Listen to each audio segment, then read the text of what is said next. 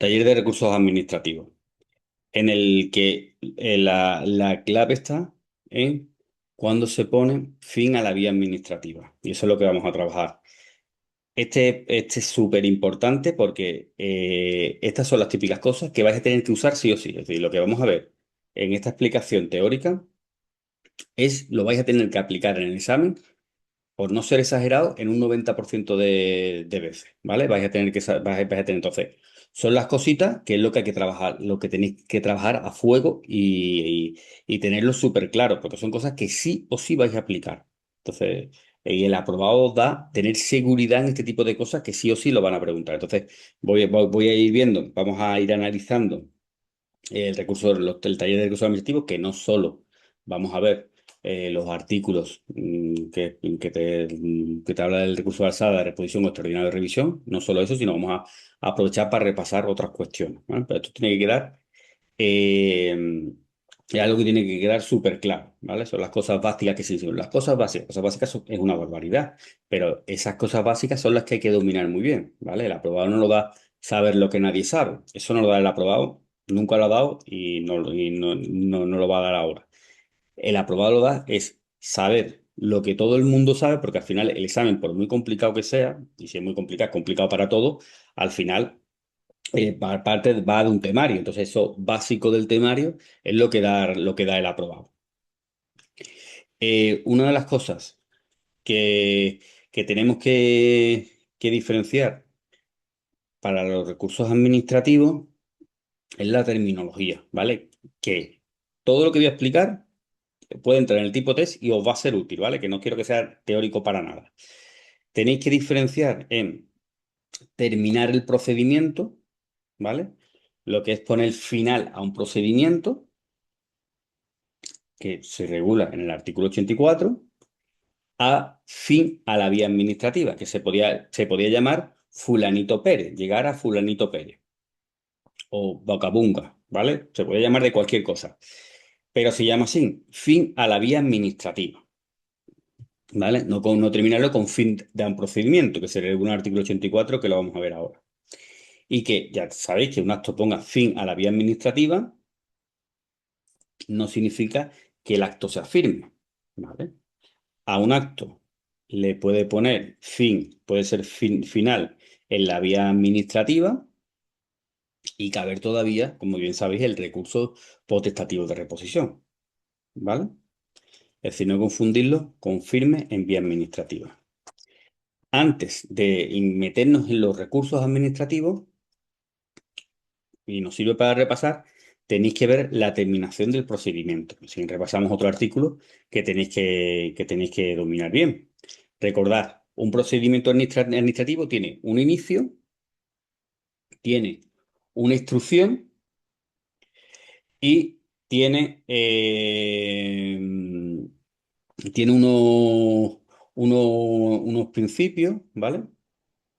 Eh, que es en el que se rige todo el procedimiento y después tiene la última fase que es el fin, ¿vale? Ya después puede haber otra fase que es la ejecución, ¿vale?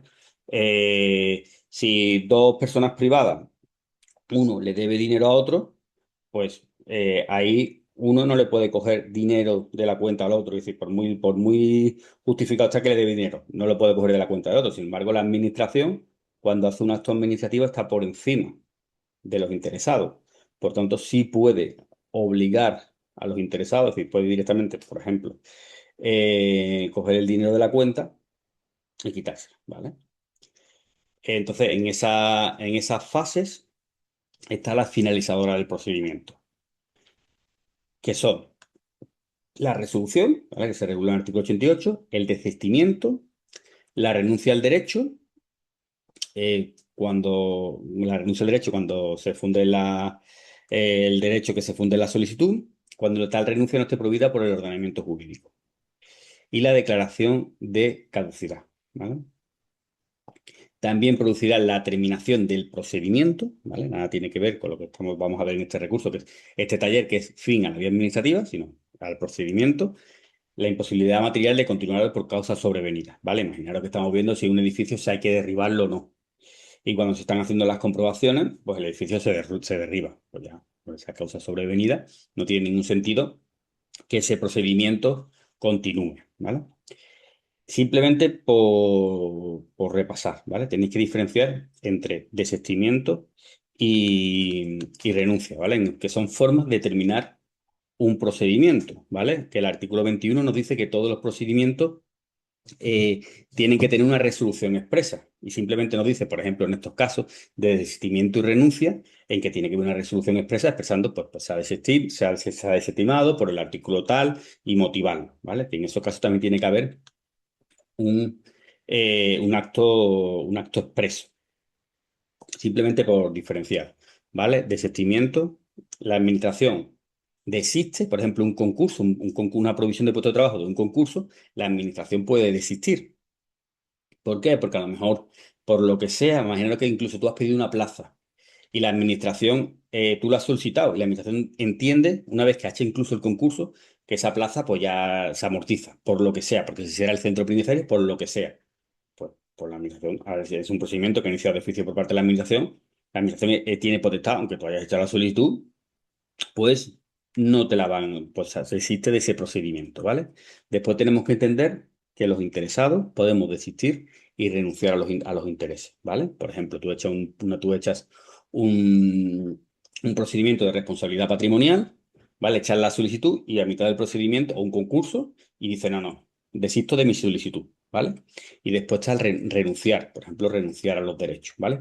Salvo aquello que esté prohibido en el ordenamiento jurídico, ¿vale? Por ejemplo, tú desistes tú pides una solicitud de una prestación de la seguridad social, tú echas una solicitud para una prestación de la seguridad social y a mitad del procedimiento pues desistes, ¿vale? Sin embargo, por ejemplo, la ley de la General de la Seguridad Social, que no tienes que saber, simplemente pongo un ejemplo, dice que las prestaciones de la Seguridad Social son irrenunciables, ¿vale? Lo dice en el artículo 3 de la Ley General de la Seguridad Social. Pues en ese caso no se puede renunciar, ¿vale? Es decir, las personas podemos desistir y si todavía estamos en proceso de poder a pedir esa cuestión, esa subvención, pues podemos volver a pedirla, ¿vale?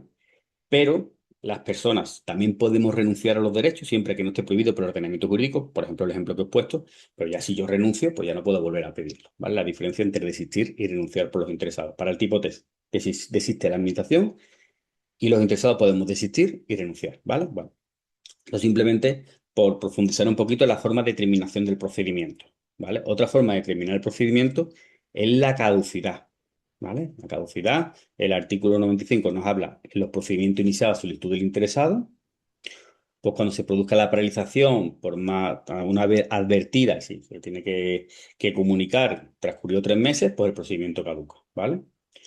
Esto lo tienes que juntar con el 25, que son los procedimientos iniciados de oficio. Cuando te van a dar algo malo, ¿vale? Una sanción o lo que sea, pues ese procedimiento caduca, ¿vale? La diferencia del 95, que nos habla del procedimiento iniciado a solicitud de interesado, cuando caduca el procedimiento, 3 meses, palabra clave, y el 25 es los procedimientos iniciados de oficio, cuando te van a dar algo malo, ¿vale? Bueno, os meto un poquito de contenido para que tengáis en cuenta que no confundáis, ¿vale? Que es su terminación del procedimiento, artículo 84, con fin a la vía administrativa, que va a ir el taller, que lo vemos en el 114, que es el clave, con la firmeza de un acto, ¿vale?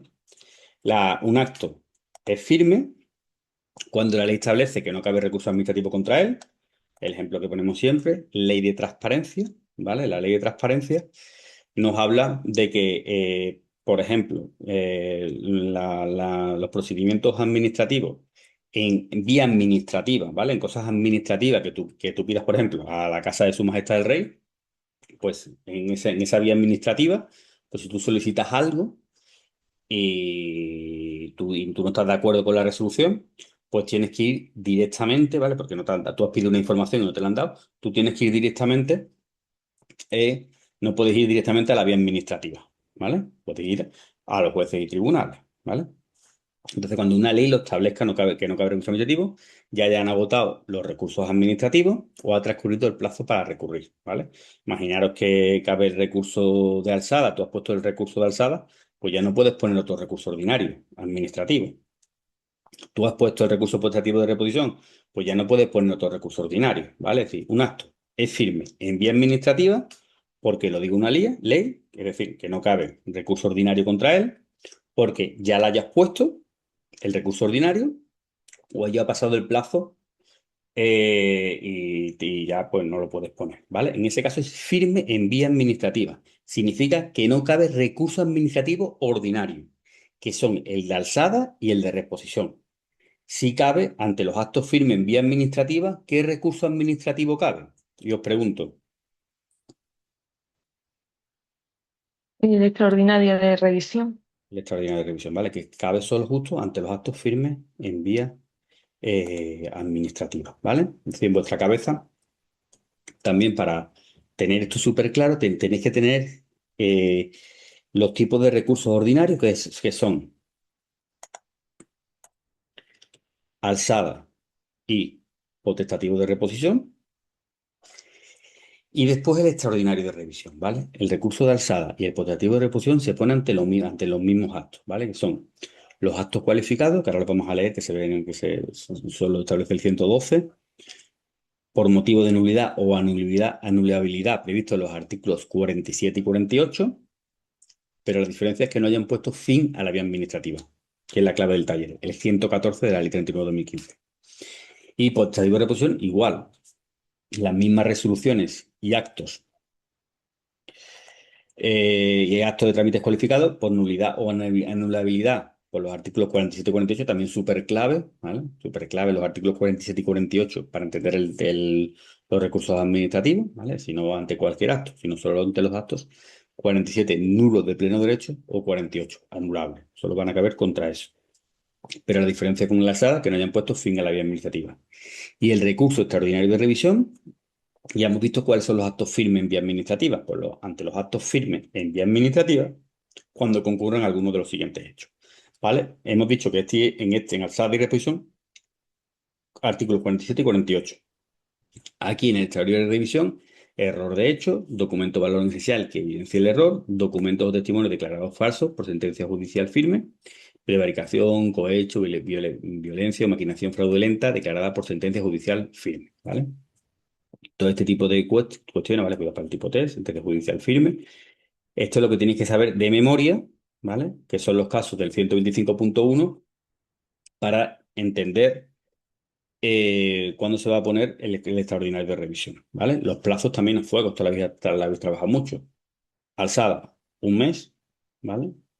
Cuando no es expreso, en cualquier momento, a partir del día siguiente que se produzca el acto presunto, ¿vale? Después vamos a ver un acto administrativo, como es un libro de servicio que firma el director, pues eso es un acto expreso, ¿vale? Tú lo puedes tocar, ¿vale? Pero cuando no hay un acto expreso, en cualquier momento. Por eso se dice porque que los actos, que los procedimientos administrativos, que no ha habido resolución expresa, ¿vale? Que hace efecto el silencio administrativo, aunque la administración, conforme al artículo 21, tenga obligación de resolver, pero cuando no lo hace, ¿vale? Sigue teniendo la obligación de hacerlo, cuando no hace en el tiempo, sigue teniendo la obligación de hacerlo, pero el acto no va a ser firme en vía administrativa nunca, nunca hasta que la administración resuelva, ¿vale? O tú pongas un recurso y la administración te resuelve. ¿Por qué? Porque tú puedes poner recurso en vía administrativa en cualquier momento, ¿vale? Y después el potestativo de reposición son los mismos plazos, ¿vale? Y el extraordinario de revisión, 4 años, error de hecho, y 3 meses, los otros tres apartados. Tenéis que diferenciar, sin este cuadro rápido, de ante quién resuelve, ante quién se interpone y quién resuelve, ¿vale? Ante quién se interpone, pues el mismo órgano que lo dictó, que deberá remitirlo al competente en el plazo de 10 días. Reposición, pues ante el mismo órgano que lo dictó, ¿vale? El de alzado lo puedes poner ante el mismo órgano que lo dictó, que debe remitirla al competente los 10 días siguientes o ante el superior. Es a quién lo puedes presentar. El tipo de reposición ante el mismo órgano que lo dictó, el extraordinario ante el mismo órgano que lo dictó. Plazo para resolver, alzada 3 meses, potestativo un mes y extraordinario de revisión 3 meses, ¿vale? Yo siempre, la idea que siempre me quedo es que el de alzada, el superior jerárquico, no tiene por qué tener, bueno, no tiene por qué tener idea de ese expediente, entonces necesita más tiempo para verlo. Potestativo de reposición es un mes porque es el mismo, ¿vale? El positivo de reposición muchas veces en la práctica no tiene mucho sentido porque te lo va a resolver el mismo, ¿vale? Solo tiene sentido siempre ponerlo por el pataleo, ¿vale? Pero siempre tiene más sentido a nivel práctico, es porque haya habido otras cuestiones o tú no hayas aportado documentación durante el procedimiento porque creas que te lo iban a dar como positivo y y ahora lo presentas, etcétera, etcétera, ¿vale? Es menos tiempo porque la persona que lo resuelve ya ha visto el expediente. Yo me lo aprendo así, ¿vale? Así me quedo que unos 3 meses y otro un mes. Y el extraordinario de revisión, el extraordinario de revisión, aunque lo hace el mismo órgano que lo dictó, ha pegado una cagada, un fastidio bueno, sí, ha pagado un error bueno, ¿vale? Porque es decir, le están poniendo como la cara colorada, ¿vale? Para entenderlo. Pues entonces necesita más tiempo para reconocer su error, ¿vale? Yo me lo aprendo así. Así me lo aprendo y así, pues, como así identifico que 3 meses, un mes, y el extraordinario de revisión, aunque resuelve el mismo, pero bueno, tiene que reconocer un fallo. El silencio siempre es negativo, ¿vale? Siempre es negativo. Eh, a los actos cualificados, contra las resoluciones y actos de trámite, podrán interponerse recursos. ¿Cuáles son los actos cualificados que hemos visto aquí en alzada y reposición? Pues decidan directa o indirectamente en el fondo del asunto, determinen la imposibilidad de continuar el procedimiento, produzca la indefensión, ¿vale? Ahora voy a hacer una pregunta, así, para que no sea yo todo el rato hablando, y estoy seguro que vosotros podéis poner un ejemplo. El silencio siempre es desestimatorio, ¿vale? El silencio siempre es desestimatorio. En la impugnación de actos, porque así lo establece el artículo 24, que es la impugnación de actos, que significa cuando pone un recurso o disposiciones, ¿vale? Entre actos o disposiciones, pues el silencio será desestimatorio, ¿vale? El artículo 24, recordad, el silencio como norma general es estimatorio, pero después hay un montón de excepciones. Pues una de ellas es la impugnación de actos, ¿vale? Pero después está el doble silencio, ¿vale? Venga, algunos os atrevéis a escribir, ¿vale? O decirme un ejemplo de doble silencio, es decir, no hace falta que sea un ejemplo real, sino explicarme con vuestras propias palabras. Sabéis que es súper importante cuando estéis estudiando, el estudio mientras más activo, mejor, ¿vale? Si yo leo o subrayo, es menos activo que yo simplemente, si yo estudio algo y me lo intento explicar a mí mismo o a otra persona, ¿vale? Si tenéis la suerte que tenéis otra persona que, pues, que os quiere escuchar, o se lo explicáis a otra persona, vuestra cabeza como va haciendo conexiones, va relacionando conceptos y eso es lo más efectivo, ¿sabes? A mí me gustaba mucho en resolver dudas, si estáis en la biblioteca, resolver dudas siempre con la norma, ¿vale? Y siempre que alguien os resuelve una duda en la biblioteca, donde sea, o un preparador, siempre preguntar dónde está la norma, ¿vale? Porque eso es donde vosotros vais a conectar, ¿vale? Entonces, ¿sabe? ¿Alguno se atrevería a explicarme qué es esto del doble silencio?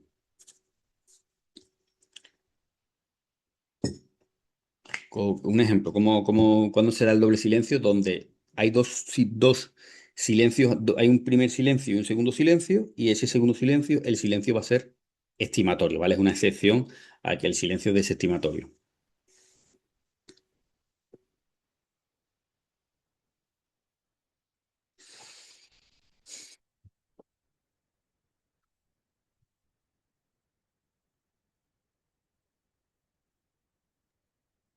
En el recurso de alzada, ¿no?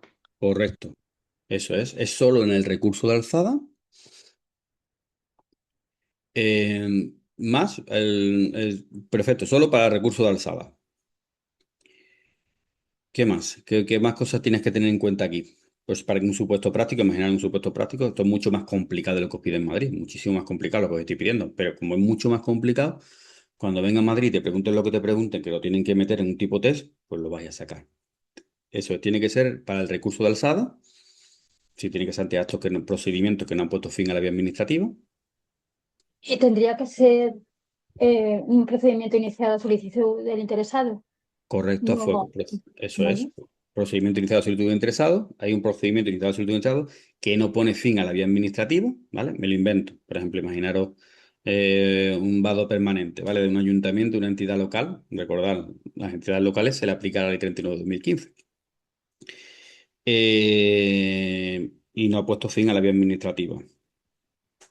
Entonces cabe recurso de alzada. Por tanto, el silencio es desestimatorio. Significa que me invento el caso. No lo sé si pone o no fin a la vía administrativa. Imaginamos que pone fin a la vía administrativa. ese procedimiento que ha iniciado a solicitud tuya, ¿vale? No inicia un procedimiento de oficio, ¿vale? Por cierto, vamos a hacer un taller, un taller, voy a poner un taller sobre esto, ¿vale? Mini taller sobre el doble silencio, para que veáis ejemplos. No resuelve, ¿vale? Y ahora tú pones el recurso de alzada. ¿En cuánto tiempo se tiene que resolver el recurso de alzada? 3 meses. 3 meses. Y entonces ese silencio, ¿cómo va a ser ese silencio? Si la administración vuelve a no responderte en 3 meses.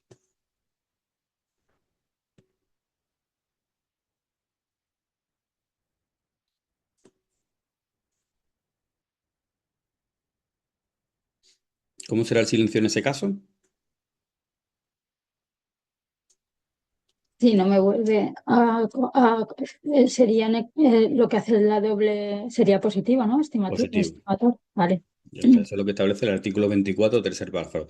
Contra el recurso de alzada se haya interpuesto contra la desestimación por silencio administrativo de una solicitud, por ejemplo, que está de vado permanente, por el transcurso del plazo se entenderá, teniendo la actividad estimado el mismo si llegado el plazo de resolución del recurso de alzada, y si no estoy de acuerdo con esa denegación de ese vado o lo que sea, pongo el recurso de alzado, el órgano administrativo competente no dictase y notificase resolución expresa, ¿vale? El segundo silencio. ¿Vale? Entonces, norma general, en toda esta impugnación de actos, alzada, reportativo y extraordinaria revisión, el silencio es negativo, salvo en el doble silencio. Es decir, Continúo. Antonio, que, Sí, sí. que si el segundo silencio administrativo provoca o sea, es negativo, por silencio administrativo, esto provoca que sea estimativa a favor nuestro de la parte del interesado, ¿no? Correcto. Vale. ¿Vale? Simplemente por profundizar, salvo que se refiera, ¿vale? Recordar que el artículo 24 tiene unos casos, la norma general es que el silencio es estimatorio, 24 de la ley de 39, pero hay unos casos que el silencio es desestimatorio. Eso sobre todo entenderlo, pero bueno, memorizarlo también, que son el derecho de petición, ¿vale? El artículo 21 de la Constitución Española, ¿vale?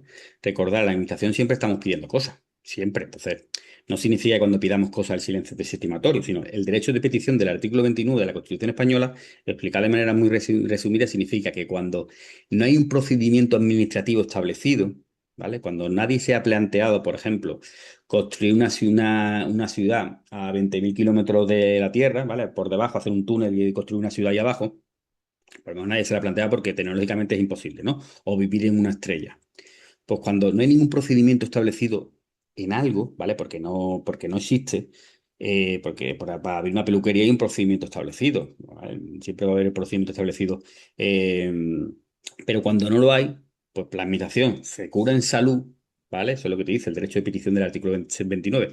La administración se cura en salud y dice, bueno, ante procedimientos que no haya nada, que no se haya establecido nada, ponemos el silencio negativo porque a ver qué vamos a dar, ¿no? Entonces, entender ese derecho de petición en ese contexto, ¿vale? Dominio público, servicio público, por ejemplo, una playa que pueda dañar el medio ambiente o responsabilidad patrimonial, el negativo más negativo sigue siendo negativo, ¿vale? Justo en estos cuatro casos. En el resto de casos, negativo, silencio negativo, ¿vale? En el resto de casos, cuando es un procedimiento iniciado a solicitud de interesado y recurso de alzada, el silencio es positivo. Eh, quiero que vosotros cuando os planteéis un recurso administrativo lo hagáis de manera sistemática, ¿vale? Para que no, por muy bonito que os lo pongan, ¿vale? Es decir, por muy bonito que os lo pongan y lo intenten encaminar para deciros que cabe alzada o vuestro de reposición o extraordinario de revisión, ¿vale? Por muy bonito que os lo pongan, vosotros lo hagáis de manera sistemática, ¿vale? Para que vosotros veáis el recurso que cabe sin ningún tipo con lo más objetivo posible, siendo lo más profesional posible, siendo lo más sistemático posible. ¿Eso cómo lo hacemos? Simplemente con este esquema mental, que es, primero, tener en cuenta los casos que no cabe recurso administrativo, ¿vale? Que no cabe en ese momento, a lo mejor cabe al final del procedimiento. Por ejemplo, algo que siempre preguntan mucho ante la recusación, ¿vale? En procedimiento administrativo, por ejemplo, ahora mismo alguien dice que yo estoy estudiando con la biblioteca y que el presidente del tribunal es amigo, es familiar de tal. En este momento, ¿cabe recurso ante esa recusación? Ley 40/2015, artículo 24 y 25, súper importante, lo tenéis que dominar muy bien, de la Ley 40/2015, abstención y recusación. ¿Cabe recurso en ese momento? No cabe recurso. No cabe recurso, ¿vale? Y al final del procedimiento, yo puedo alegar que en ese porque yo lo que no cabe recurso, yo puedo quejarme y puedo poner alegación, pero al final del procedimiento es cuando voy a poder fundamentar que considero, si al final finalmente me estoy perjudicado, quiero ponerlo, pues había ahí un momento, tenía que haberse abstenido, ¿vale? Y la administración me dijo en esa resolución, esa recusación, de que no procedía, ¿vale? Pues yo al final puedo poner un recurso fundamentándome en esa recusación.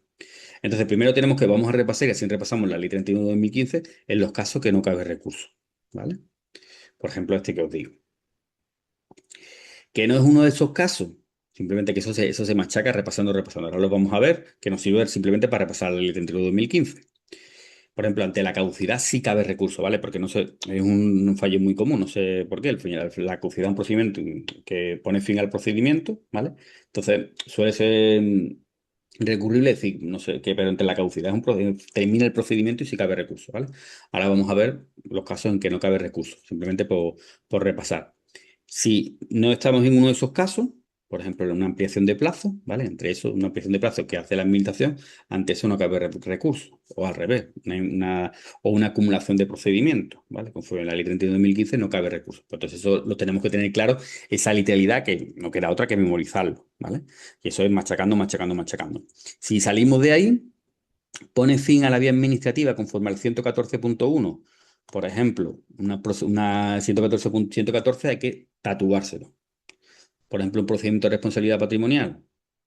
Pues los procedimientos de responsabilidad patrimonial da igual el órgano que lo dicta o la administración que lo dicta pone fin a la vía administrativa. Entonces, si pone fin a la vía administrativa, potestad tipo de reposición. Si no pone fin a la vía administrativa, me tengo que preguntar, ¿el órgano que lo dicta pone fin a la vía administrativa?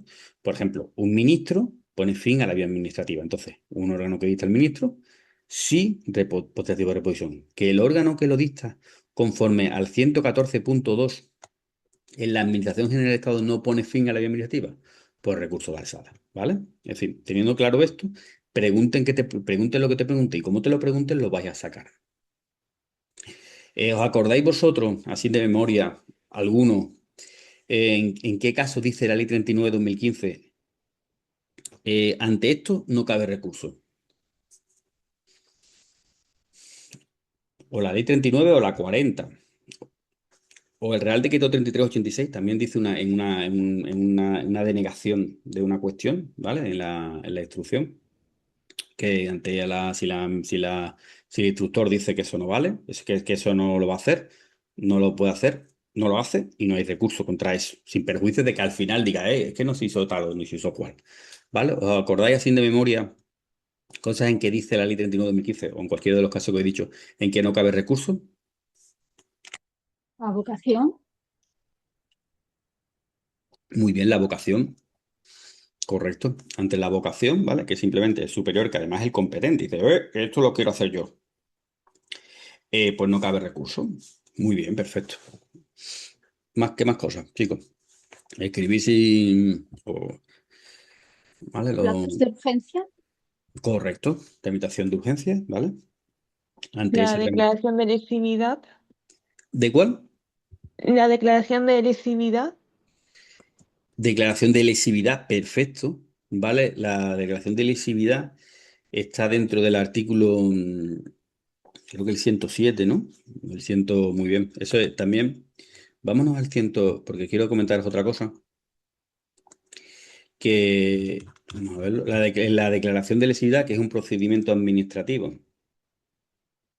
en que la administración, ¿vale? Eh, em, que es del 107, ¿vale? La declaración de lesividad, que es un procedimiento administrativo que dice que aunque esto ha sido bueno para ti, porque te he dado una beca, esto ha sido malo para el interés público, para el interés general, porque esta beca no te correspondía a ti, sino le correspondía a tal otra persona, ¿vale? Pues en ese caso, ante ese procedimiento, ¿vale? De declaración de lesividad, no cabe recurso, ¿vale? Vamos a recordar. Por poneros en contexto, también está dentro de los recursos administrativos. Pasa que tenéis que tener en cuenta que título 5 de la Ley 39/2015. Yo no estoy de acuerdo con. Hay dos formas de fiscalizar un acto, ¿vale? Por decirlo de alguna manera. Uno que es por recursos, ¿vale? Que es lo que estamos viendo en el taller. Y otro es de oficio, ¿vale? Es decir, que la administración diga, espera, que me he confundido. Ojo, de oficio solo puedo hacer sobre mis propios actos, ¿vale? De la propia administración, por ejemplo, de la Administración General del Estado. Si es de una comunidad autónoma, ¿vale? O de otra administración, nos tenemos que ir al artículo, por ejemplo, al 39, ¿vale? Que lo que le puede decir es avisarle, mira, que yo creo, si yo tengo que tomar una decisión contra un acto que creo que otra administración ha hecho mal, pues lo que le puedo es advertir, ¿vale?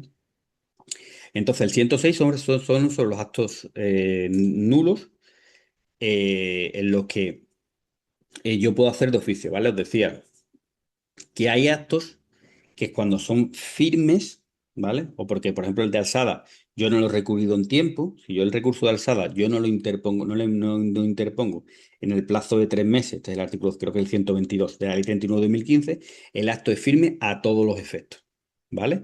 Eso significa que no puedo poner ningún recurso en vía administrativa, ni siquiera vía judicial, porque la clave del taller, que tenéis que tener muy claro, por eso es tan importante que se llame fin a la vía administrativa, se podría llamar de cualquier otra forma, pero se llama fin a la vía administrativa, porque es la llave para irlo a los jueces o tribunales, ¿vale?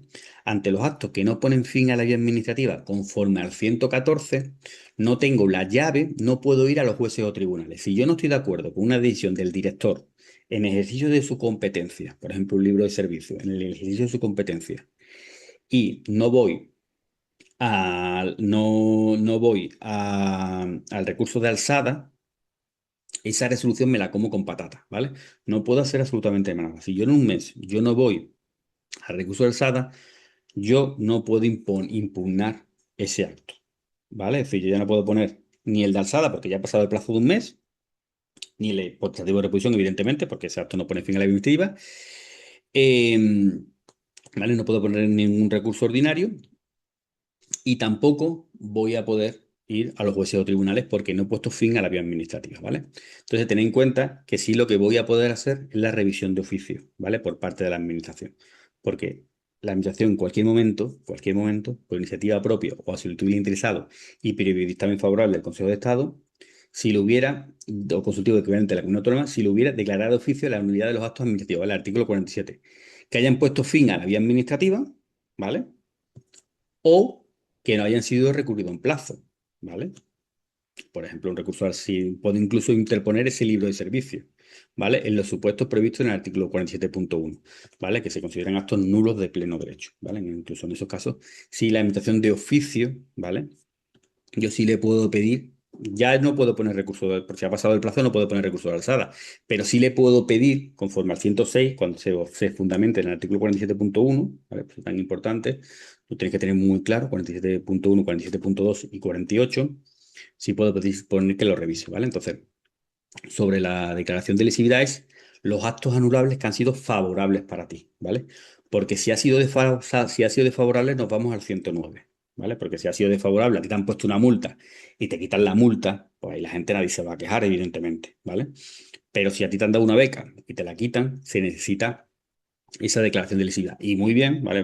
Tomen rollo, pero muy bien, porque en ese caso no será susceptible de recursos. Sin perjuicio del examen como presunto procesal de admisibilidad de la acción del proceso judicial correspondiente, la declaración de lesividad, ese procedimiento administrativo, en que la administración simplemente dice, que yo he hecho este acto, que me he equivocado, pero que declaro que esto genera un mal para el resto. Por tanto, lo que permite esa declaración de lesividad es a los jueces o tribunales, ¿vale? Porque, insisto, es una protección, a ti te dando una beca y te dicen ahora que no te la dan, pues una protección de los actos favorables que son anulables, porque si el acto es nulo de pleno derecho, ni jueces ni nada. La administración lo declara tal cual sobre la marcha y te quitan la beca, ¿vale? Solo para los actos anulables. Pues ante ese procedimiento de declaración de lesividad, que tiene 6 meses desde iniciación del procedimiento para resolver, pues no será susceptible de recurso, ¿vale? Bien, bueno, todo en ese también, ¿vale? En esa declaración de lesividad. Entonces, todo estamos, pongo un poquito en contexto. Estamos en la primera parte de esta pregunta, ¿vale? En los casos que no cabe recurso. ¿Cuáles son? Ya había dicho algunos. Contra el acuerdo que resuelva la ampliación de un plazo, no cabe recurso. La tramitación ante los acuerdos sobre la ampliación de plazo de procedimiento, contra el acuerdo que resuelva sobre la ampliación del plazo máximo para resolver y notificar, ¿vale? Recordar, el artículo 32 habla de la ampliación de los plazos, ¿vale? Y el 23 habla de la ampliación del plazo para notificar y resolver, ¿vale? Podríamos decir que es una ampliación de plazo específico para resolver un procedimiento, ¿vale? Esa es la diferencia entre el 23 y el 32, ¿vale? Entre el 23 es una especialidad de ampliación de un plazo. Para la ampliación de un plazo de notificar y resolver no cabe recurso. Contra los acuerdos sobre la ampliación de los plazos dentro del procedimiento, ¿vale? Dentro del procedimiento, pues tampoco cabe recurso. Tampoco cabe recurso contra el acuerdo que declare la ampliación de la tramitación de urgencia, sin perjuicio del procedente, contra la resolución que ponga fin al procedimiento, ¿vale? Todos estos casos, yo puedo no poner, no cabe recurso ante ese trámite, pero yo al final puedo decir, mira, es que se hizo el trámite de urgencia, yo no tuve tiempo, lo que sea. Pero eso al final, ¿vale? Contra el acuerdo de acumulación no procede recurso, ¿vale? Contra la acumulación de procedimientos, esto es la administración.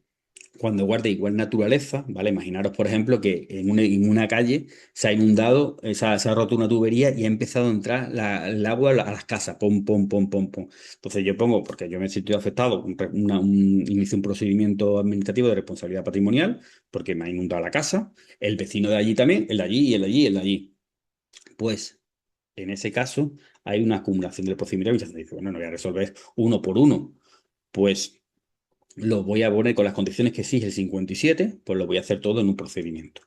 ¿Vale? Y a cada uno le daré su resolución, pero lo hago en un mismo procedimiento. Pues yo, no, yo es que soy muy especial y a mí me han inundado, me han mojado más que nadie. Bueno, ya se verá tu caso en concreto, pero todo se va a hacer en un mismo procedimiento, en una acumulación, ¿vale? 96. Así repasamos, ¿vale? En el artículo 96 está en esa. Bueno, lo tenía por aquí, justo por aquí. Bueno, bajé para abajo. Pero bueno, el artículo 96, ¿vale? Es cuando nos habla, ¿vale? El capítulo 6, ¿vale? Estamos dentro del título cuarto de la 39/2015. Capítulo 6, tramitación simplificada del procedimiento. Pues simplemente nos dice que cuando se pueda hacer esa tramitación simplificada del procedimiento, pues no existe posibilidad de recurso por parte del interesado, ¿vale? Si no, que no esté de acuerdo, pues no existe. Transcurrido el mencionado plazo de 5 días, se entenderá desestimada la solicitud, ¿vale? Sí. Si el órgano los interesados podrán solicitar la tramitación simplificada del procedimiento, ¿vale? Lo leo completo. Si el órgano competente para la tramitación aprecia que no concurre por las razones previstas en el apartado 1, podrá desestimar la solicitud, ¿vale? En el plazo de 5 días. Y si tú no estás de acuerdo con esas, tú has solicitado que se simplifique, ¿vale? Tú lo has solicitado, ¿vale? En ese caso, ¿vale? Tú lo solicitas. Si tú lo solicitas y no se hace, pues no cabe recurso ante esa desestimación, ¿vale? Bien, bueno, simplemente por repasar el 107, ¿vale? Muy bien, de la declaración de lesividad, ¿vale? Cuando un acto ha sido favorable, pues si el acto es nulo de pleno derecho, la administración dice, mira, pues no, lo siento, haya sido bueno o malo para ti, si el artículo ha sido nulo de pleno derecho conforme al 106 o se considera nulo de pleno derecho conforme al 106, en cualquier momento de oficio o a su título interesado, se puede revisar y fuera, te quitan eso, da igual si haya sido bueno o malo. Si el acto ha sido solo anulable, ¿vale? Esto se hace solo de oficio. Además hay un plazo de 4 años desde que inició y ha sido algo bueno para ti, pues se tiene que declarar la declaración de lesividad, que tienen 6 meses para resolverlo, que no, el silencio es desestimatorio. Ante los actos de trámite no cualificados, pues tampoco cabe recurso, ¿vale? Lo que vas a poder alegar. Y contra las disposiciones administrativas de carácter general no cabrá recurso en vía administrativa, ¿vale? Su nulidad podrá alegarse al recurrir, su nulidad podrá alegarse al recurrir un acto de aplicación, ¿vale? Si hay un reglamento que yo, ante un reglamento, no puedo poner recurso administrativo ordinario. Lo que sí puedo poner, si hay una resolución de ese reglamento que a mí me afecta, sí puedo ponerlo ante esa resolución y alegar que yo considero que la disposición es nula, ¿vale? Pero ante el reglamento, ante una disposición general, no puedo hacerlo, ¿vale? Esto no significa que la cuestión desaparezca, insisto, ¿vale? Lo que no cabe es un recurso ante ese momento. Entonces yo me tengo que saber esto de memoria, ¿vale? Identificarlo muy bien, que está la ley del 2015, o sea, se machacando, machacando, machacando, y dice, si me pones, mira, es que lo hace el subsecretario de Interior con el ejercicio de su competencia, o el ministro en el ejercicio de su competencia, no sé qué, no sé cuánto, pero estamos hablando de una ampliación de plazo, a mí me lo pueden poner muy bonito, que lo hace el ministro, que es en el de disposición, me hace alusión al 114, pero a mí no voy a caber, es que no, es que me está hablando de una ampliación de plazo dentro de un procedimiento, ¿vale? Me está hablando del artículo 32, por tanto, la respuesta correcta es no cabe recurso, ¿vale? Es lo simplemente que tienes que tener en cuenta en estos apartados. ¿Vale? También hay limitaciones dentro del sistema, ¿vale? Contra los actos firmes en vía administrativa, solo procederá el recurso extraordinario de revisión, ¿vale? Como he visto, cuando es firme en vía administrativa, ¿vale? Porque lo diga una ley, porque ya haya puesto el recurso administrativo ordinario o ya haya pasado el plazo, pues solo cabe, ya es firme en vía administrativa, solo cabe recurso extraordinario de revisión o ir a los juicios de tribunales si procede. Contra la resolución de un recurso de alzada no cabrá otro recurso administrativo, ¿vale? Contra la resolución de un recurso de reposición no cabrá otro recurso potestivo de reposición, ¿vale? Otro que hemos ido hablando, ¿vale? De la 40/2015, avocación, no cabrá recurso. Contra las resoluciones adoptadas en materia de recusación tampoco cabrá recurso. Por ir un poquito más allá, ¿vale? Esto está un poco fuera, pero los conflictos de atribución entre órganos de un mismo ministerio será resuelto por el superior jerárquico. Y no cabe recurso, tiene su lógica. Si, a ver, superior jerárquico dentro de un ministerio, al final yo decido. Entonces, esto es tu competencia o tu competencia. Y se acabó. Y contra la denegación motivada en la emisión de pruebas, ¿vale? En un procedimiento administrativo sancionador a un funcionario, el instructor deniega unas pruebas, evidentemente solicitadas por el interesado, el instructor nunca va a denegar pruebas hechas pedidas por él mismo, no tiene sentido. Entonces, lo digo para el tipo T, ¿vale? Para que lo veamos, que solo puede denegar pruebas, porque tiene su lógica, las que haya propuesto el interesado. Entonces, las propuestas por el interesado las puede denegar y ante eso no puede caber recurso, sin prejuicio de que al final diga, que es que yo creo que con esta prueba y esta prueba, la cosa hubiera sido diferente, ¿vale? Bien, me paro un poco, ya estamos en el primer punto, hemos terminado el primer punto, en los casos que de memoria, ¿vale? Tengo que saber, no me tengo que plantear si está dentro del 114.1 o quién lo ha dictado, me da igual, no cabe recurso ante esos actos, ¿vale? ¿Alguna duda, alguna cuestión? Hemos visto muchas cosas, he hablado de muchas cosas, ¿vale? ¿Tenéis alguna duda, alguna cuestión, Antonio? Explícame esto un poco más de la 39 o vamos a verlo la literalidad. ¿Cómo vais? Bien. ¿Sí? Venga, pues continuamos, ¿vale? Yo creo que el grueso del taller, ¿vale? Después vamos a corregir los supuestos, ¿vale? Pero el grueso del taller es esta primera parte porque ya he ido haciendo alusión a otras cuestiones. Entonces, el 114, bueno, el 114.1, puedo abrirlo. Bien, ahora, hemos dicho que si no está dentro de esas cuestiones, pues nos tenemos que ir al 114.1, ¿vale? Que es ante el recurso de alzada, ¿vale? Pone fin a la vía administrativa. Ojo, que hemos dicho que ante los actos que ponen fin a la vía administrativa, puedo poner el recurso potestativo de reposición o ir a los jueces o tribunales, pero también hemos dicho, y tenéis que tenerlo en cuenta, que ante un recurso de alzada ya no cabe el recurso potestativo de reposición, ¿vale? Y ante el primo hermano, que es el que establece el 112.2, ¿vale? Que si sustituye el recurso de alzada, pone fin a la vía administrativa, pero no cabe otro recurso administrativo ordinario, ¿vale? Entonces, ojo que en estos casos ponen fin a la vía administrativa, pero no cabe otro recurso administrativo ordinario, ¿vale? ¿Qué más ponen fin a la vía administrativa? Las resoluciones de los órganos administrativos que carezcan de superior jerárquico, salvo que una ley establezca lo contrario. Acuerdos, pactos o convenios o contratos que tengan la consideración de finalizadores del procedimiento, eso es súper importante, ¿vale? Porque a lo mejor puede haber un acuerdo, pacto, convenio o contrato que sea a mitad del procedimiento. Por ejemplo, un acuerdo de, bueno, si finalmente hay que dar un dinero, pues ese dinero se va a dar en 7 meses, en 8 meses, pues es un acuerdo que se puede llegar en mitad de un procedimiento administrativo o un pacto que puede llegar en mitad del procedimiento administrativo, pero esos no son finalizadores del procedimiento. Lo que cabe en lo que no cabe, en lo que va a poner fin a la vía administrativa es cuando son finalizadores del procedimiento. Si un acuerdo, un pacto que finalice ese procedimiento. ¿vale? Los procedimientos de responsabilidad patrimonial también van a poner fin a la vía administrativa, es decir, el ejemplo que os ponía, unas tuberías, que la administración tiene, para eso pagamos impuestos, que estamos protegidos, ¿no? Si una tubería pública se rompe y daña mi edificio, pues yo tengo derecho a pedir. ¿Vale? Yo tengo derecho, o por ejemplo, ¿no? En prisiones, ¿no? Si un interno está más de lo que debe porque no se da cuenta de gestión, o muchas veces no es responsabilidad de gestión, sino muchas veces el juzgado tampoco manda la documentación, aunque eso evidentemente el gestión tiene que estar súper pendiente de eso, pues puede haber una responsabilidad patrimonial, ¿vale? Ojo que los procedimientos sancionadores no ponen fin a la vía administrativa, ¿vale? Los procedimientos sancionadores eh, nos tenemos que ir al órgano que lo dicta, ¿vale? Lo que pasa es, no, por eso digo, no lo aprendáis nunca de memoria, ¿vale? Porque si yo digo, por ejemplo, los procedimientos sancionadores ponen fin a la vía administrativa, no ponen fin a la vía administrativa. ¿Qué es lo que pasa? Lo que tenemos que saber, ¿quién impone las faltas graves o muy graves? ¿Vale? Procedimientos sancionadores deja a funcionarios. ¿Quién impone las faltas graves y muy graves?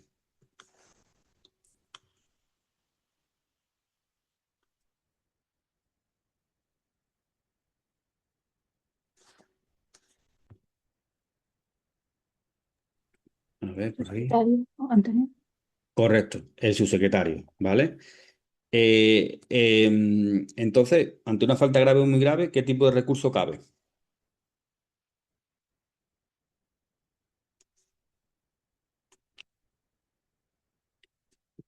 Mm, El potativo de reposición, ¿vale?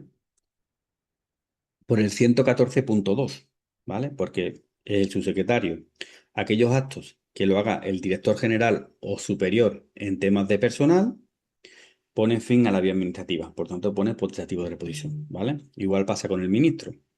Los procedimientos sancionadores, por ejemplo, una separación del servicio, esa sanción, que es un procedimiento administrativo, no cabe, por sí misma no pone fin a la vía administrativa, los procedimientos sancionadores, sino es un acto dictado por el ministro, conforme al 114.2, en el ejercicio de su competencia, pues pone fin a la vía administrativa y el potestativo de reposición. ¿Por qué os digo esto?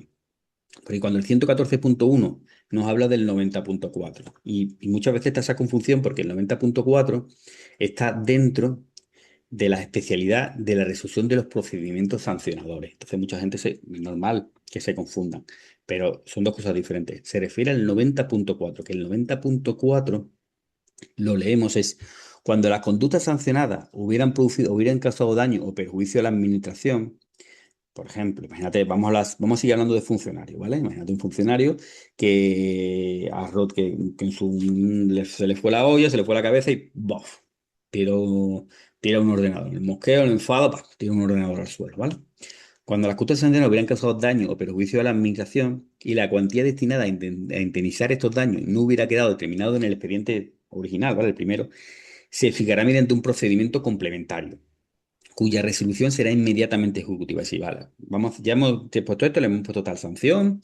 Ahora vamos a hacer un procedimiento complementario, donde vamos a ver estos daños, este ordenador se ha roto, ¿vale? Pero es un daño en la administración. Ese procedimiento complementario, ¿vale? Que se va a determinar cuánto va a tener que indemnizar ese funcionario. Este procedimiento complementario será susceptible de terminación convencional. Terminación convencional significa, por ejemplo, llegar a un acuerdo. Pero ni esta, ¿vale? Si llegan a un acuerdo, pero ni esta, ni la aceptación por el infractor de la resolución que pudiera recaer implicará el reconocimiento voluntario de su responsabilidad. La resolución del procedimiento pondrá fin a la vía administrativa, ¿vale? Sí. Ese procedimiento, ¿vale? Complementario pondrá fin a la vía administrativa, ¿vale? Que es lo mismo que dice el 114, ¿vale? Artículo 90.4. Y las demás resoluciones administrativas cuando una disposición legal o reglamentaria así lo establezca. Punto. Yo tengo el esquema, ¿vale? No estamos dentro de los primeros casos, ¿vale? Este caso en que no cabe directamente recurso. No estamos dentro del 114.1, ¿vale? Que es que el de imaginar el cajón desastre sí, es enorme, ¿vale? Porque el 114, por ejemplo, una resolución de un director en el ejercicio de sus competencias.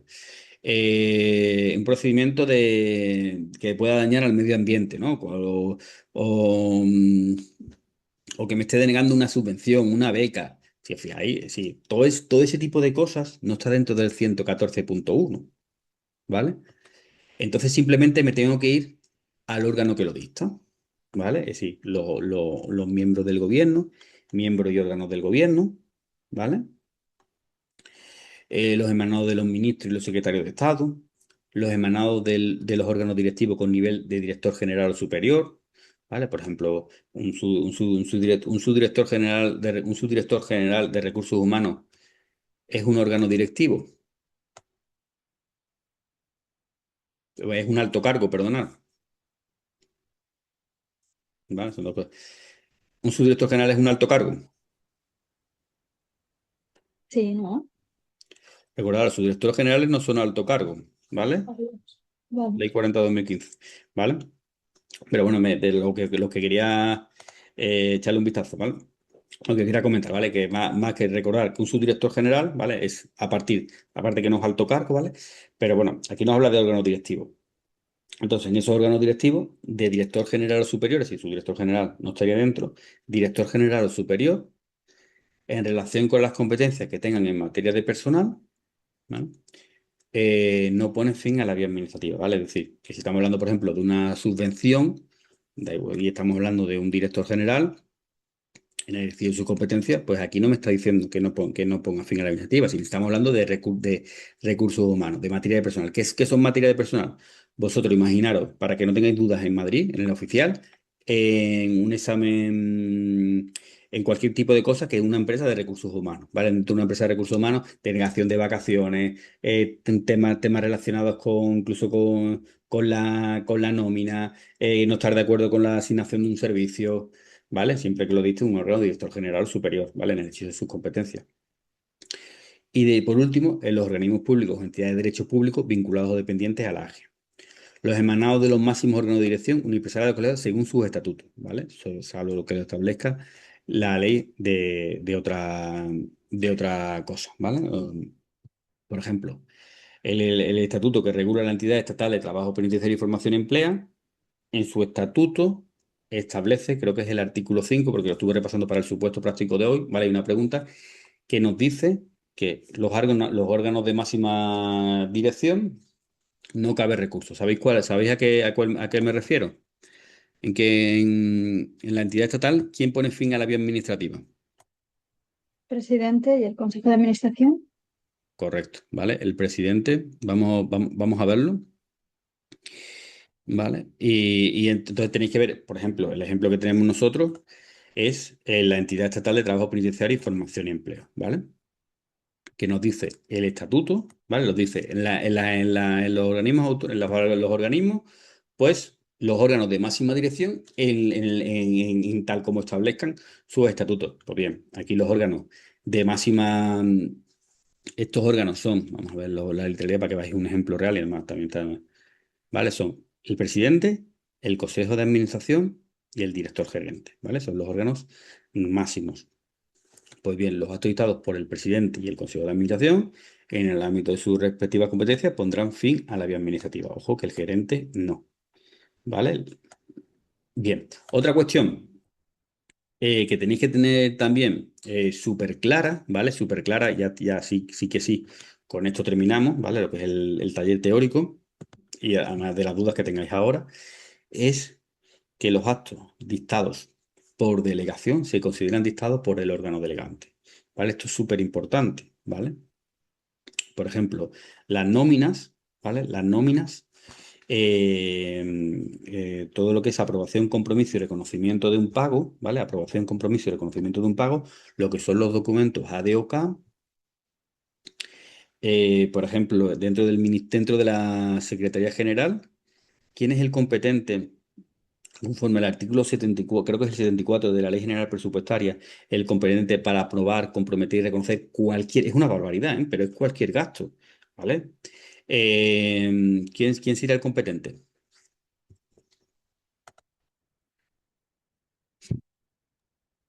¿Te lo puedo repetir? Es que no te he oído bien.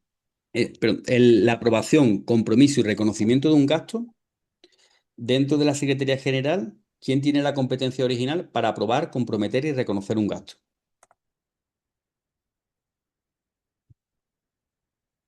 Documento ADOK.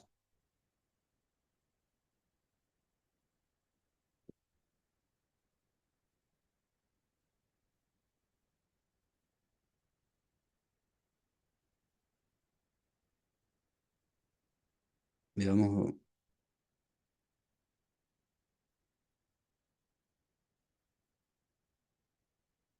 ver. Venga, documentos ADOK, y siempre pasamos otra cuestión. Os voy a poner una clave, os voy a decir una clave para que lo vais a sacar. Quien paga finalmente es el Tesoro Público, ¿vale? El que paga, ¿vale? De donde sale el dinero, ¿vale? En la Administración General del Estado, como norma general, siempre es el Tesoro Público, ¿vale? El Tesoro Público es el que paga. Pero hay como dos fases. Una de aprobación del gasto, ¿vale? Que son los documentos ADOK, y otro quien paga, ¿vale? Es como dos funciones que hacen dos personas diferentes en una empresa, ¿no? Yo me encargo de fiscalizar, de la aprobación, compromiso, reconocimiento, de buscar la empresa, que lo haga, de ver que está todo correcto, ¿vale? Y hay otro que le digo, que ya puedes pagar. El otro comprueba que ya se puede pagar porque ve que está todos los documentos bien, que está bien, que el reconocimiento de pago está todo bien, el reconocimiento de la obligación está todo bien, etcétera, etcétera, y paga, ¿vale? Eso lo hace el Tesoro. Pero en la AGE, ¿quién aprueba, compromete y reconoce el gasto? ¿Quién es el competente?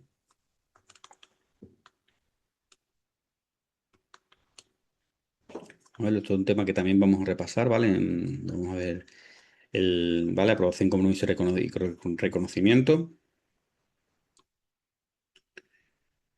Y esto además esto es súper preguntado. Es decir, a ver, chico, que quiero decir que esto dentro del tema que es algo que tenéis que tener en cuenta, ¿vale? Lo leo. Y ahora os digo por qué todo este rollo, ¿vale? Competencia en materia de gestión de gastos. Corresponde a los ministros. ¿Os suena? ¿Vale? Tema 17, documento de OCA corresponde a los ministros, a los titulares de los demás órganos del Estado con dotaciones diferenciadas de los presupuestos generales del Estado, aprobar documento A, comprometer documento D, salvo los casos reservados por la ley a la competencia del Consejo de Ministros, ¿vale? Así como reconocer la obligación e interesar el documento OCA, ¿vale? El documento de OCA es lo que yo reconozco la obligación y le digo al Tesoro, al Ordenador General de Pagos, que pague, ¿vale? Asimismo, corresponde a los ministros fijar los límites por debajo de los cuales, en el ámbito de su competencia, corresponde al secretario de Estado o al subsecretario, ¿vale? Pero eso tiene que tener en cuenta, por ejemplo, la Secretaría General, que dependemos directamente del ministro, porque será el ministro. ¿Vale? Pregunta que han hecho muchas veces, el artículo 75, simplemente, bueno, la han hecho una vez, bajo la autoridad superior del ministro de Economía y Competencia y competente al director general de Tesoro Política y Financiera, el ordenador general de pagos. Y el Tesoro Público, ¿vale? Será el que finalmente pague. ¿Por qué os cuento todo este rollo? Para que entendáis que el ministro, ¿vale? Delega en el director, en el ámbito de su centro penitenciario, todo lo relacionado con nóminas, ¿vale? Por tanto, ese acto, ¿vale? Artículo 9.4 de la Ley 49 de la Ley 40/2015. ¿Por quién se considera dictado? Por el director del centro, que está todo lo relacionado, todo lo que os pongan de nóminas, lo hace el director, todo, por delegación del ministro, en un centro penitenciario, ¿vale? En un servicio periférico. Por tanto, eso que dicta el director, por delegación del ministro, ¿quién se considera que lo dicta? ¿El director o el ministro? Ministro. ¿Sí? Director. No, No. El no. ministro, ¿vale? El artículo 9.4, vale, que no me voy a parar para ver el artículo, el título preliminar de la 40/2015 es algo que hay que repasar y trabajar, ¿vale? La ley 40/2015 creo que son 3 títulos. Tiene preliminar, título 1, título 2. Me pierdo, ¿vale? Porque es algo que no. eh, pero lo que tenéis que saber vosotros es el título preliminar, ¿vale? Los artículos 1 y después el título 1, ¿vale? De la 40/2015. Entonces, en el título preliminar está el artículo 9, que nos habla de delegación o de la vocación, ¿vale? Que lo hemos visto también en este taller. Pues la delegación se considera que los actos dictados por delegación se consideran dictados por el órgano delegante, ¿vale? El acto delegado está en el director y el órgano delegante, en este caso, es el ministro. Por tanto, se considera dictado por el órgano delegante, que es el ministro. Entonces, si os hablan algo de nóminas, ¿qué recurso cabe? Aunque os diga, aunque el mismo supuesto lo ponga súper claro, que es el director el que lo hace, que no sé qué, que no sé cuánto. Pero, ¿y qué sabéis? ¿Qué recurso cabe? ¿Quién se considera director de eso? El ministro. Por tanto, ¿qué recurso cabe? A ver, De ¿cómo está? reposición. Reposición, ¿vale? A ver, pues también por Vale. aquí, reposición, ¿vale? Muy bien. Pero, Dime. Antonio, disculpa, es que tengo una duda. Sí. Entonces, ¿quién aprueba las nóminas? Por, es que tenía yo pensado que por delegación del subsecretario, el órgano competente para aprobar las nóminas es el director. No sé si lo tenía mal yo, no Sí, creo. Es que mi duda, no, lo no, no que, tengo claro. Sí. sí, sí, lo hace, es decir, pero no es todo lo que está relacionado con aprobación, compromiso y reconoción, es decir, documento A, D o K, dentro de la Secretaría General de Instituciones Penitenciarias, que dependemos directamente del ministro, es del ministro. Absolutamente todo. Que es lo que Vale. pasa, que todo esto evidentemente no lo hace el ministro, todo esto lo tiene delegado, ¿vale? Entonces, las nóminas no se delegan del subsecretario porque el subsecretario no tiene nada que ver, absolutamente nada que ver aquí. Porque la aprobación, compromiso y reconocimiento, ¿vale? En este caso, de todo, es decir, si nos vamos a la orden de delegación de competencia, ahí lo vais a ver súper mucho más claro, ¿vale? Porque ahí os dice, por delegación del titular del ministerio, pues se delega en el director del centro penitenciario todo lo relacionado con aprobación, compromiso y reconocimiento de nómina, ¿vale? Pero no te habla de que lo tiene delegado el subsecretario, porque no, es que en este caso es competencia del ministro.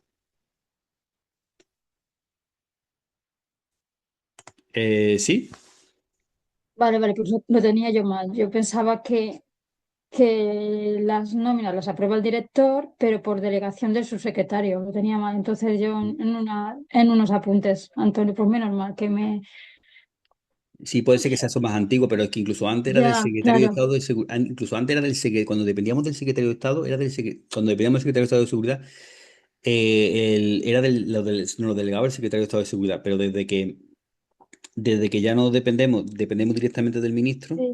Vale, es vale. del ministro. Pues gracias, porque Mm. lo tenía yo metido ahí y lo hubiera fallado. Sí, sí, sí, De todas gracias. formas, si quieres me lo pasas, ¿vale? Y le echo un ¿vale? Pero No, tranquilo, sí, ¿vale? sí, si ha sido a tenor de la explicación que has dado, digo, Ujú. no me ha cuadrado lo que yo tenía en mi mente, digo, pues entonces tengo algo mal, digo, pues te lo iba a preguntar en directo para yo quitarme Vale. ya este concepto. Nada, nada, gracias. Perfecto. Gracias. De todas formas, también míralo en Sí, la orden sí, sí, sí, 985-2005 y mira vale, cuando las cosas que es delegar el ministro mm, a los directores, ¿vale? vale, gracias, Y así Antonio. no te queda ninguna duda. Y sí, Sí, sí, porque sí, lo sí. también.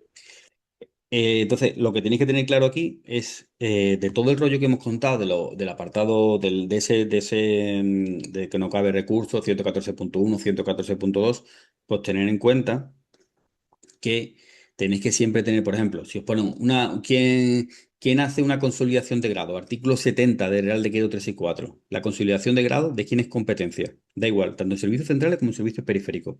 ¿Vale? El artículo 70 del Real Decreto 3 y 4 no nos hace distinción. Por tanto, cuando no nos hace distinción, si es en servicios centrales y en servicios periféricos, se entiende que es en ambos casos. ¿Vale? ¿Quién hace la delegación? ¿Quién hace la consolidación de grado?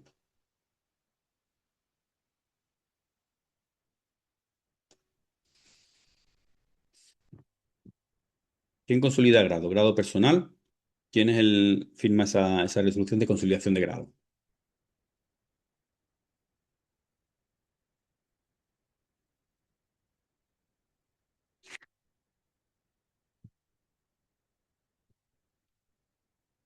Os voy a dar una pista. El que lo hace casi todo en personal, en temas de personal.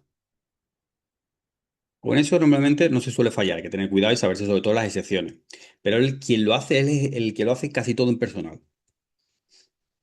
El que dice la ley 42 de 2015 que es el jefe de personal, ¿vale? El subsecretario, ¿vale? Muy bien, Carmen. Sí, sería el subsecretario, ¿vale? Artículo 70 del Real Decreto 3 y 4.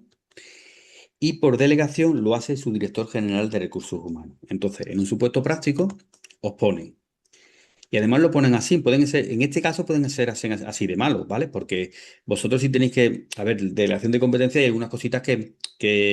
Que sí hay que sí, sí o sí tenéis que saber, ¿vale? Y esto es una de las cosas que, bueno, que si quieren ser un poco malos, os pueden decir. La consolidación de grado la hace su director general de recursos humanos, que le reconoce el grado nivel 20, por ejemplo. Tú no estás de acuerdo, ¿vale? O no te reconoce el grado nivel 20, ¿vale? Entonces, el reconocimiento de grado se hace de oficio por parte de la administración, ¿vale? Pero tú también lo puedes solicitar, ¿vale? Es decir, si la administración se la ha pasado, pues también puedes decir, mira, que reconozcame el grado que ya llevo tanto tiempo, ¿vale? Pues en ese caso tú lo has solicitado y la administración te dice que no. Y te dice, la Subdirección General de Recursos Humanos te deniega, te hace una resolución diciéndote que nanay, que no te corresponde el nivel 20, que sigues con el nivel 18 hasta tal fecha por tal, tal, tal, tal y tal. Bien, ¿qué recurso cabe ante esa resolución del subdirector general de recursos humanos? Que conforme al 114.1, esto no es un tema, los temas de personal no ponen en sí mismos por fin a la vía administrativa. 114.2, los temas de personal no ponen fin a la vía administrativa solo cuando lo hace un rango de director general o superior, ¿vale? En ese caso, ¿qué recurso cabe?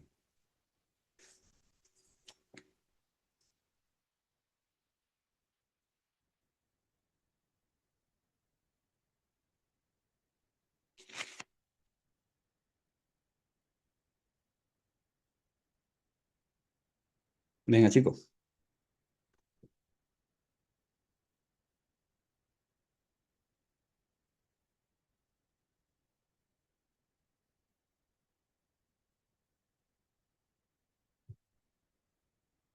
A ver, por aquí, en el texto, reposición, ¿vale?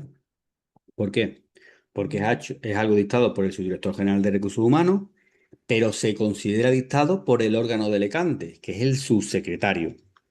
Entonces, como es un tema de personal y el subdirector general de recursos humanos tiene rango de director general o superior, conforme al 114.2c pone fin a la vía administrativa. Por tanto, cabe recurso postativo de reposición, ¿vale? La misma lógica que os decía en nómina. En nómina lo hace el director por delegación del ministro, conforme al 114.2a, ¿vale? 114.2a, los actos dictados por los ministros ponen fin a la vía administrativa, ¿vale? Igual con este ejemplo. Los emanados del órgano director general o superior en temas de personal, ¿vale? En temas de personal, entender recursos humanos, una empresa de recursos humanos. Todo lo que suena a recursos humanos de una empresa, que hace que haga una empresa, pues eso se refiere a materia de personal. Pues pone fin a la vía administrativa. Entonces, cuidado, ¿vale? Con este apartado, ¿vale? Que se considera dictado por el órgano delegante. Y ya con esto sí que sí terminamos. Simplemente para que entendáis el 114.2. El 114.2 nos dice qué órganos de la Administración General del Estado ponen fin a la vía administrativa. Por ejemplo, un subdirector general de recursos humanos no pone fin a la vía administrativa. Ni siquiera, por ejemplo, un director general, salvo en los casos de materia de personal, ¿vale? Si va a poner fin a la vía administrativa, un ministro. Bien.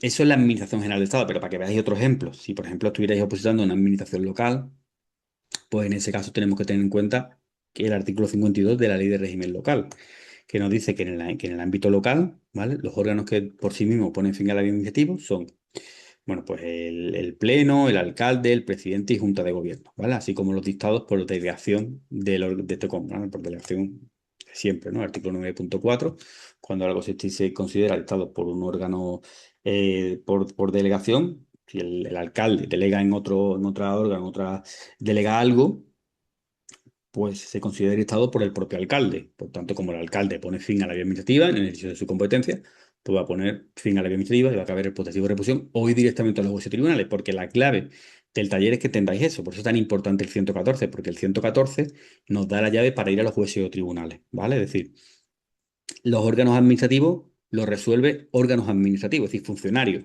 ¿vale? Funcionario o ministro, un subsecretario, no tienen por qué ser funcionario, ¿vale? Pero para que lo visualicéis vosotros, lo hacen funcionarios, ¿vale? Lo hace gente que trabaja en la administración, ¿no? Y entonces, para que lo hagan jueces, tiene que poner el acto fin a la vía administrativa. Por eso es tan importante el 114.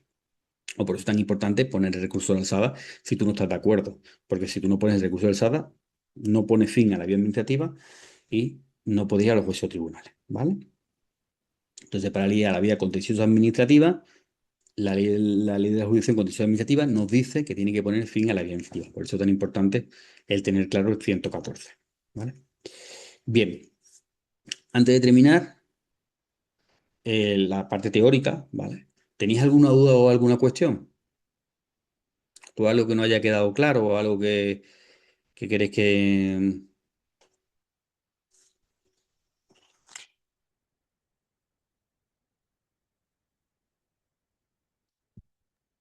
De momento bien, Antonio. Perfecto. Vale, pues venga, vamos.